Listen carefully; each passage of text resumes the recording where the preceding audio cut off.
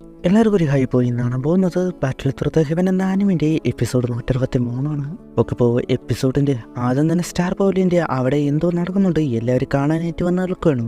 നോക്കുമ്പോണ്ട് ഷിയോന് അവന് കിട്ടിയ പുതിയ ടെക്നിക്ക് വജ്ര ട്രാൻസ്ഫോം അത് ട്രെയിനിങ് ചെയ്യണം. അത് 9 ലെവലുണ്ട്, ഒരു ലെവല് കൂട്ടുകയാണ്. അതോടെ അതിൻ്റെ പവറും കൂടി ഷിയോൻ 7ാമത്തെ ലെവൽ വരെ കൂട്ടി. അത് മാസ്റ്ററിന് മനസ്സിലായി. പിന്നെ കൂട്ടാനായിട്ട് ശ്രമിച്ചു, നടന്നില്ല. അത് ബ്രേക്ക് ആകണം. അതിൻ്റെ പവർ പോലും വളരെ കൂടുതലായിരുന്നെന്ന് കാണാം. ഷിയോൻ ടയർഡായിട്ട് നിൽക്കുക. മാസ്റ്റർ വന്നിട്ട് ഓക്കെ ഇല്ലേ, അവനും അതേപോലെ ഉള്ള ചെറിയ ഇഞ്ചുറീസ് ഒന്നും അവനെ കേൾക്കില്ല. റെയർ എലക്സറൊക്കെ അവൻ്റെ ബോഡിയിൽ പണ്ട് മുതലേ ഉപയോഗിച്ചിരുന്നു. അത് മെർജായിട്ട് ഉണ്ടായിരുന്നു. അതിൻ്റെ വജ്ര ക്രിസ്റ്റൽ ബോഡി എന്നാണ് പറയുന്നത്.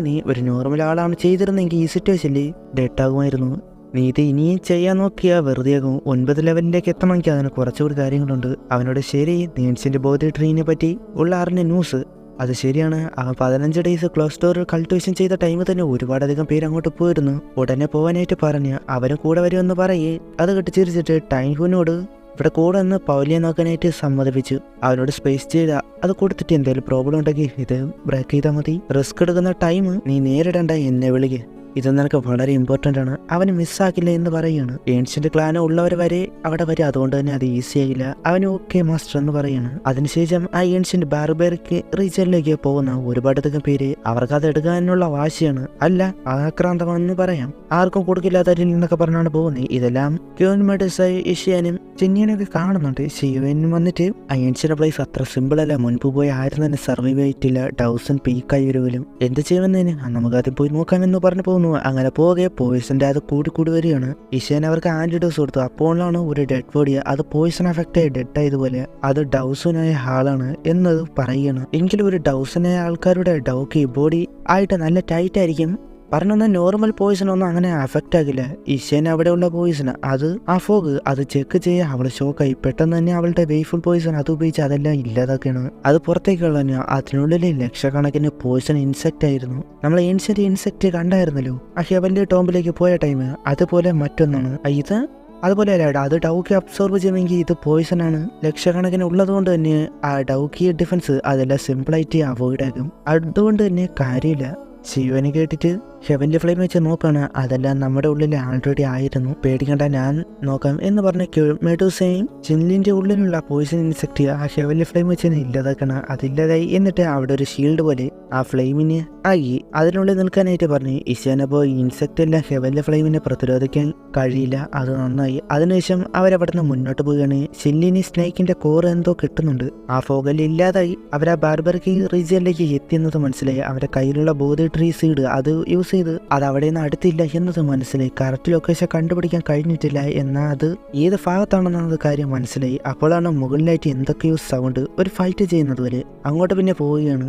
അതാരെന്ന യൂണിയൻ എന്ന ഫ്ലവർ സെക്റ്റിലെ ലീഡറും അവളുടെ ആൾക്കാർ വരുന്ന ഓപ്പോസിറ്റ് ആയിട്ട് അവരെ അറ്റാക്ക് ചെയ്യാനായിട്ട് നിൽക്കുന്നത് ടൈമിംഗ് സെറ്റ് കൊല്ലാനായിട്ട് നിൽക്കുകയാണ്. അവരതിൽ നിന്ന് രക്ഷപ്പെട്ട് പോകാനായിട്ട് നോക്കുകയാണ്. അവർ പിറകെ അവന്മാരും ഉണ്ട്. ഒന്ന് ഹോൾഡ് ചെയ്യാൻ ഞാൻ നോക്കാം എന്ന് പറഞ്ഞ് യൂണിയൻ നോക്കുന്നുണ്ട്. എൻട്രാനും എന്ത് ചെയ്യുമെന്ന് പറയേ ഒരു അറ്റാക്ക് അത് തടഞ്ഞു. ഇങ്ങനെ പോയിട്ട് അവരുടെ ഫ്രണ്ടിൽ തന്നെ ചെന്ന് കയറി കൊടുത്തു. ഒരു പെണ്ണ് നിൽക്കാൻ കഴിഞ്ഞില്ല. അറ്റാക്ക് അടിച്ച് ഒരു അറ്റാക്കിൽ അവളെ അടിച്ച് ബോധം കെടുത്തി. അവളുടെ പേര് അയാളുടെ പേര് ലൂക്കാങ്. പീക്ക് ഡോസനാണ്. അവളെ മോശമായിട്ട് കാണിക്കാനായിട്ട് തുടങ്ങി. ഇന്നിനോട് നിങ്ങൾക്ക് ഇവിടുന്ന് പോകാൻ കഴിയില്ല, നമ്മളെ സെർവ് ചെയ്ത് അതൊരു ബാഡ് സ്റ്റോറി ഒന്നും ആകില്ല. അത് കേട്ട് അവർക്ക് ദേഷ്യം വന്ന അയാൾ പിന്നെ ഒരുപാട് മോശമായിട്ട് അബ്യൂസ് ചെയ്യാനായിട്ടുള്ള കാര്യങ്ങൾ അത് പറയാൻ നിങ്ങൾ കാരണം ഫ്ലവർ സെക്റ്റിലെ ഒരുപാട് എൽഡേഴ്സ് ഡെത്ത് ആകാൻ കാരണമായി. അതിന് പകരം പറഞ്ഞു പറ്റൂ. മനസ്സിൽ അവളുടെ ഡിസിപ്ലിൻസിന് എങ്ങനെയും ഒരു വഴിയുണ്ടാക്കി പോകാനായിട്ട് പറ്റണം. അതുകൊണ്ട് മറ്റൊരുത്തൻ്റെ വോയിസ് അങ്ങോട്ട് വരികയാണ്. അയാളുടെ കൂടെ നിന്ന് ഓരോന്ന് പറയുന്നുണ്ട്. നിങ്ങൾക്കൊരു ചാൻസ് തന്നു നമ്മുടെ സ്ലേവാകാൻ, എന്നാൽ നീ അതിന് സമ്മതിച്ചില്ല. നീ അയച്ച ഒരുപാട് പേരുണ്ടായിരുന്നല്ലോ, അവർക്കൊക്കെ ഇവിടെ നിന്ന് പുറത്തു പോയി എന്നാണോ, അവർക്ക് എന്തോ പറ്റിയെന്ന് തന്നെ. നമുക്ക് ഒരുപാട് ഡിസിപ്ലിൻസ് ഉണ്ട്, അവരെല്ലാം എന്ന് മാത്രം പറഞ്ഞു. ലൂക്കാങ് മതി, നിങ്ങൾക്ക് വേണ്ട ടൈം അത്ര എടുത്തോളൂ, എൻജോയ് ചെയ്യുമെന്ന് പറഞ്ഞിട്ട് അവരെയൊക്കെ ഉപദ്രവിക്കാനായിട്ട് ഇവിടെ യൂണിയൻ എൻട്രാനോട് ഞാൻ ഒരു വഴി ഉണ്ടാക്കി തരാൻ, നിങ്ങളെ രക്ഷപ്പെട്ടു. എന്നാൽ അവളതിനെ ഫ്ലവർ സെക്റ്റിന് വേണ്ടി ഇതെങ്കിലും ചെയ്യണം, എൻ്റെ ടീച്ചറിന് വേണ്ടി എന്ന് പറഞ്ഞിട്ട് അവരെല്ലാവരും തിരിച്ച് അറ്റാക്ക് ചെയ്യാനായിട്ട് പോവുകയാണ്. അവർ തടയാനായിട്ട് പോയി. ഫോള് ഷീൽസ് എന്ന് യൂണിയന് അവരെ തടയാൻ നോക്കി, എന്നാൽ കഴിയാതെയായി. അവനെ അടിക്കാനായിട്ട് പോയി. എന്നാൽ അവളെ സ്ട്രോങ് ആണ് അവളെ അടിച്ചിടുകയാണ്.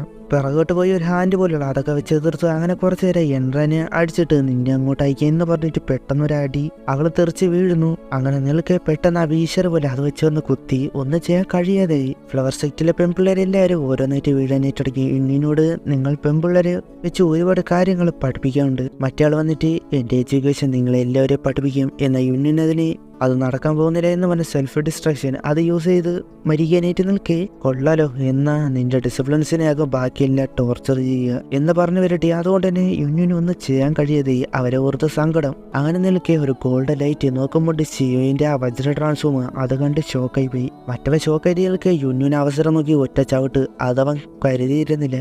എടി എന്ന് പറഞ്ഞതേ ഉള്ളൂ, ഷിയോന്റെ ആ വജ്ര ട്രാൻസ്ഫോം കൈ വന്ന് ഒറ്റയടി സ്പോട്ടിൽ അവിടെ തീർന്നു. ഇതെന്റെ ലൂക്കാങ് എന്ത് ധൈര്യമുണ്ട് ടൈമിംഗ് സെറ്റില് എതിർക്കന്നെന്ന് പറഞ്ഞ് ഒരു പവർഫ്ലൈ സ്കില്ല് അതെടുത്ത് കൊല്ലാനായിട്ട് നിൽക്കാണ് ഡാർക്ക് ഡ്രാഗൺ സ്ട്രൈക്ക്. അത് നേരെ വിടുന്നു. ആ വരുന്നത് ശിവൻ എന്ന കൂളായിട്ട് നിന്ന് അതിനെ തട്ടിയേറ്റി അതോടെ തെറിച്ച് ദൂരെ പോയി വീഴാണ്. ആ ഹോള് പോലും കണ്ട അത്ര പവർഫുള്ളായ ഹഡിയായിരുന്നു എന്ന് കാണാം. അതുകൊണ്ട് അവന്മാര് ഷോക്ക്. ലൂക്കാങ് വന്നിട്ട് ടൈമിംഗ് സെറ്റ് ഡിസിപ്ലിൻസിനോട് കൂടെ നിന്ന് അതിനെ ഇല്ലാതാക്കാനായിട്ട് പറഞ്ഞപ്പോ എല്ലാം കൂടി ജീവനും കൊണ്ട് ഓടിക്കളഞ്ഞ് ദേഷ്യം വന്നിട്ടില്ല. തിരിച്ചു വന്നാൽ നിന്നൊന്നും പുറമെ പുനർജന്മ കാണിക്കില്ല എന്ന അപ്പോൾ തന്നെ പിറകിലായിട്ട് ശിവൻ വന്നിട്ട് കൈ രണ്ടും വീശി പിടിച്ച് ഒറ്റയാടി. അതോടെ അയാളും എന്നും ആശ്വാസമായിട്ട് നന്ദി വന്ന് പറയുമ്പോൾ അങ്ങോട്ട് ക്യൂൻ മെഡസ് ഈശാനും ചെല്ലിനൊക്കെ വന്നു. അവരെ കണ്ട് ക്യൂൻ മെഡസോ നിങ്ങളോ എന്നാൽ ക്യൂൻ മെഡസ് ഒരു ജാട പോലെ ഇട്ടിട്ട് ഒരു നിൽപ്പുണ്ട്. അപ്പോൾ ഇത് ശിവനാണോ എന്ന ഷോക്ക് അവിടെ വെച്ച് ഈ എപ്പിസോഡ് അവസാനിക്കുന്നു. ഇനി എന്തൊക്കെയാണ് അടുത്ത എപ്പിസോഡ് കാണാം. ബൈ.